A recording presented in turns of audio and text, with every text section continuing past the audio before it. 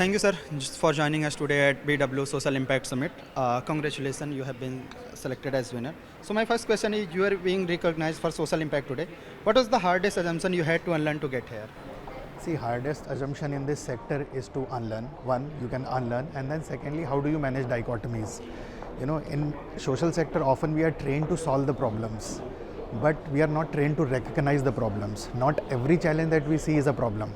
There are at times polarities also, things that coexist, right? We see them as a challenge and eliminate one, right?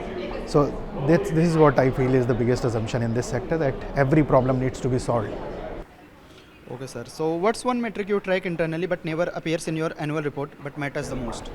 See, tracking a lot of indicators, but one indicator that we genuinely hate to track is per beneficiary cost, which has become unfortunately riding factor for most of the CSR organizations in this country. Per beneficiary cost, if you track in every indicator, then we are designing programs to fail if cost becomes the primary factor.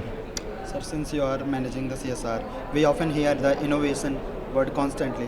What's the harder today, innovating responsibly or implementing ethically? See, again, these are both innovating responsibility and implementing ethically. So this is not a problem to be solved. Again, these are two polarities, as I said in my earlier this thing. So these are two polarities. You have to constantly engage with both these factors. You cannot completely ignore one or maybe tilt it towards the other. So that's how I'm saying, this is not a problem. This is a polarity that you continuously engage and evolve your program. So the innovation, real innovation lies on how do you reject false dichotomies and embrace the power of and against going with or this or this. No, this and this. Then beautiful innovation comes into picture. So for me, it's always rejecting false dichotomies. Thank you, sir. Thank you so much.